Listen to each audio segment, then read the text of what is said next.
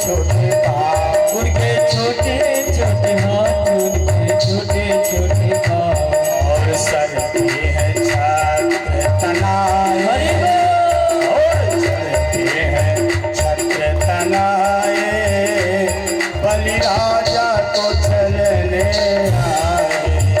वो प्रभु बामन का भेष बनाए, बलि राजा को चलने आए।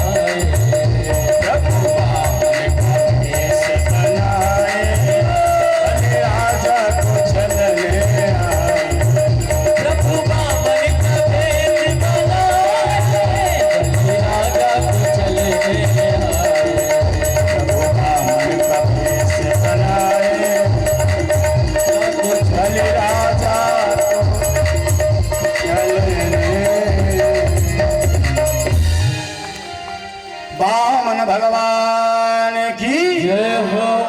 राजा बलि ने हाथ जोड़कर कहा, प्रभु आपको देखकर मुझे ऐसा लग रहा है कि मैं सारी संपत्ति आपके चरणों में निछावर दूं। भगवान ने मुस्कुराकर कहा, बेटा चिंता मत कर, ऐसा ही होने वाला है। भगवान वामन से बलि ने कहा, कुछ मांगो। वामन ने कहा, मैं कुछ मांगता नहीं तो बलि ने कहा, महाराज कुछ ना कुछ तो लेना पड़ेगा। भगवान वामन ने कहा, तुम ज्यादा ही भक्ति दिखा रहे हो, तो भैया ऐसा करो कि मुझे तुम 3 पग पृथ्वी दान कर दो।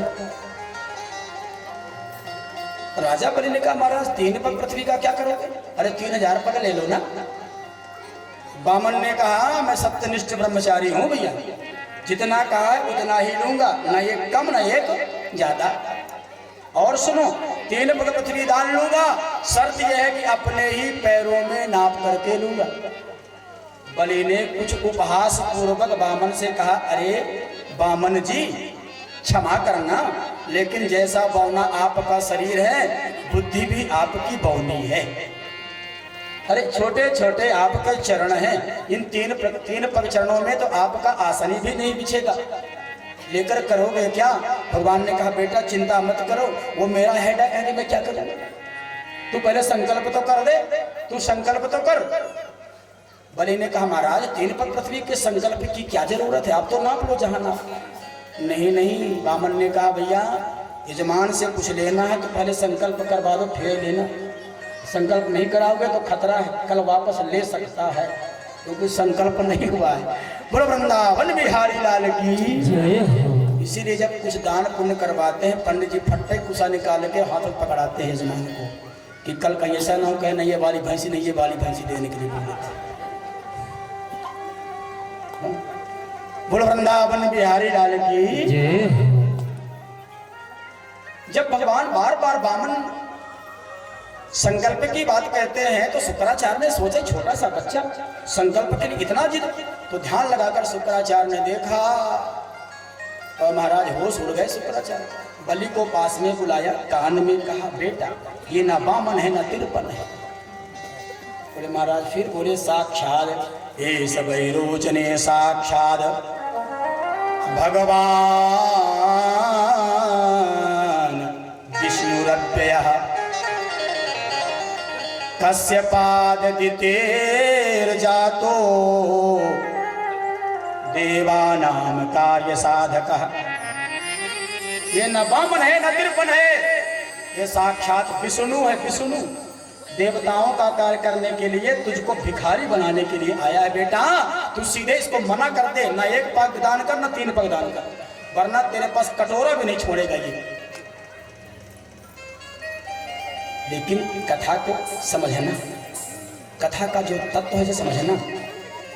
राजा बलि ने कहा, गुरुदेव भगवान ये साक्षात ये विष्णु है।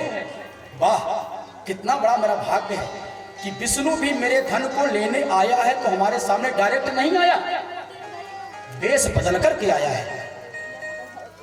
कितनी बड़ी प्रभुता है मेरी, कितना मुझे कितना सम्मान मिल रहा है।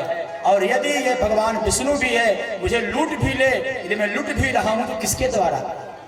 अरे दुनिया को तो दुनिया लूट ही रही है, पर किसी को भगवान लूटे, ये कितनी बड़ी बात है। इस दुनिया में, इस संसार में, पुराणों में हमारा नाम स्वर्ण से अंकित हो जाएगा कि कोई राजा हुआ था जिसके घर भगवान को भिक्षा मांगने आनी पड़ी थी। मैं मना तो नहीं करूंगा महाराज, मैं संकल्प करूंगा। और जैसे ही बलि ने कमंडल उठाया संकल्प करने के लिए, शुक्राचार्य से नहीं रहा गया। चिलवा भिखारी हो जाएगा तो पुरोहित जी को देगा क्या?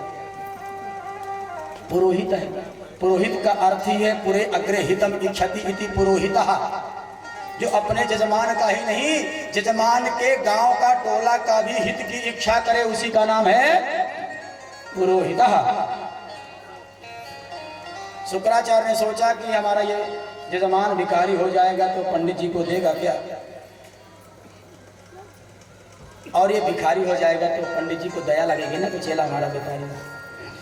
तो कमंडलू के नाल में आकर शुक्राचार्य जी महाराज बैठे, और जैसे शुक्राचार्य जी बैठे तो महाराज जल ही गिरना बंद हो गया। भगवान वामन ने सोचा, अरे जल क्यों नहीं गिर रहा? देखा कि गुरु जी बैठे हैं बीच में, नाल में जाकर गुरु बैठ गए। भगवान वामन ने सोचा कि गुरु की दृष्टि एक होना चाहिए। गुरु की दृष्टि, अभी आप कल की कथा में नहीं, परसों की कथा में आप लोग दत्तात्रेय जी के 24 गुरुओं की कथा सुनेंगे, और यदि आप लोग समय देंगे तो मैं आपको 24 गुरुओं कथा विधिवत श्रवण कराने की चेष्टा करूंगा।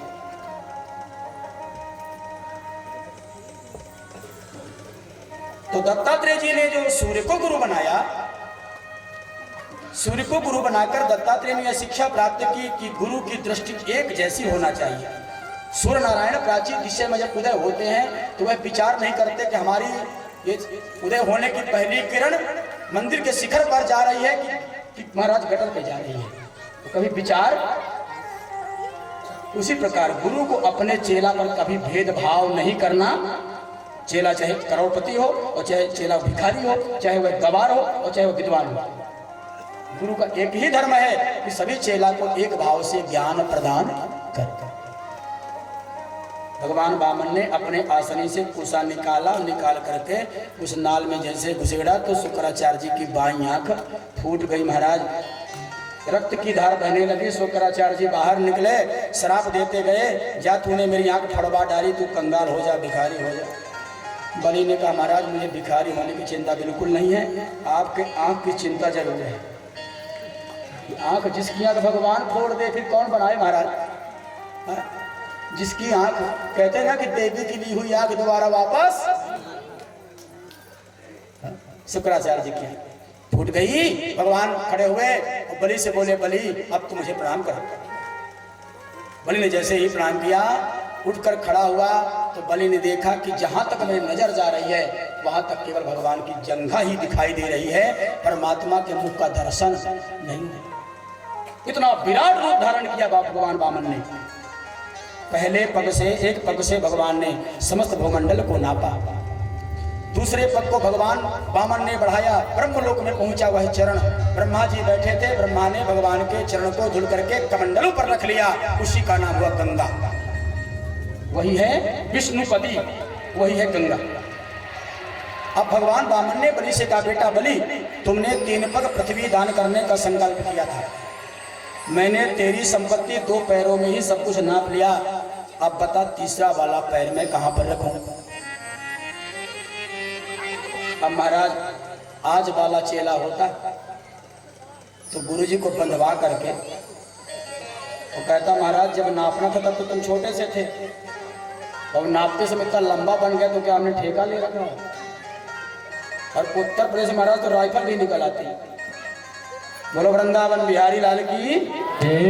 लेकिन राजा बलि ऐसे भक्त है, ऐसी गुरु भक्ति है, ऐसी निष्ठा है, ऐसे ईश्वर की भक्ति है। राजा बलि की आंखों में आंसू आए और प्रश्न पूछा। भगवान श्री हरि को भी अपने पूरी लीला में 3 जगह पर निरुत्तर होना पड़ा। निरुत्तर, उत्तर नहीं दे पाए। चेला के प्रश्न का उत्तर देने पर भगवान को ठहरना पड़ा, रुकना पड़ा, सोचना। कहां कहां? बोले बलि, बाली और काली। बलि, बाली, काली। पहला बलि है। हाँ। बलि ने भगवान से निवेदन किया, प्रभु एक बात बताओ। हाँ पूछो। बलि ने पूछा, ये बता दो कि धन बड़ा होता है कि धन का मालिक बड़ा होता है? भगवान रो पड़े, वो प्रेम के अश्रु बहे चले। बलि, मैं तुझे छलने आया था, लेकिन आज मैं कंगाल हो गया, मैं भिखारी हो गया, तूने ही मुझे लूट लिया। बेटा, धन से धन का मालिक 100 गुना ज्यादा बड़ा होता है। धन से धन का मालिक 100 गुना ज्यादा बड़ा होता है। बलि ने हाथ जोड़कर कहा, प्रभु अभी तक आपने मेरी संपत्ति को नापा है और अपना तीसरा चरण मेरे माथे पर रख दीजिए। भगवान अभिभूत हो गए, भावुक हो गए हैं। राजा बलि के माथे पर भगवान ने अपना तीसरा चरण पधरा दिया है। आज राजा बलि के भाग का वर्णन कौन करे?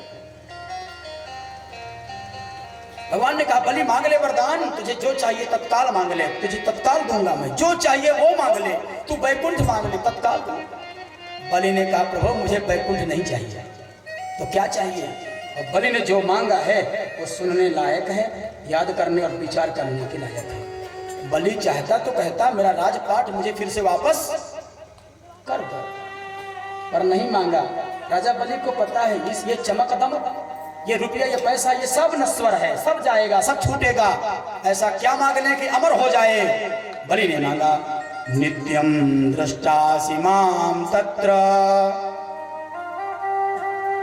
गदा पाणिम अवस्थितम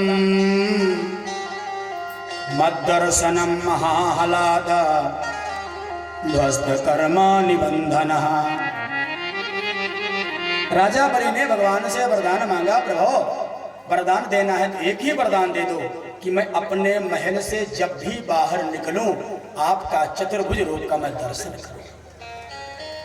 24 आवर्स, रात को 2 बजे, रात को 12 बजे, भोर में 4 बजे, दोपहर में 2 बजे, जब भी घर से बाहर निकलूं आपको शंख चक्र गदा पद्म धारण किए हुए अपने दरवाजे पर मैं आपका दर्शन कर। भगवान ने कहा, इसका मतलब मैं तेरा नौकर बन जाऊं, तेरा द्वारपाल वॉचमैन बन जाऊं मैं? राजा बलि ने कहा, प्रभु मैंने ये तो नहीं कहा कि मेरा वॉचमैन बनो, पर हाँ वरदान यदि देना चाहते तो वरदान यही चाहिए, मुझे 24 घंटे आपका दर्शन, जब भी घर से बाहर निकलो का दर्शन। भगवान ने कहा, फिर तो वॉचमैन बनना पड़ेगा, और वॉचमैन के लिए 8 घंटे की ड्यूटी, तूने तो बेटा 24 आवर की दे दी, 24 घंटे की ड्यूटी।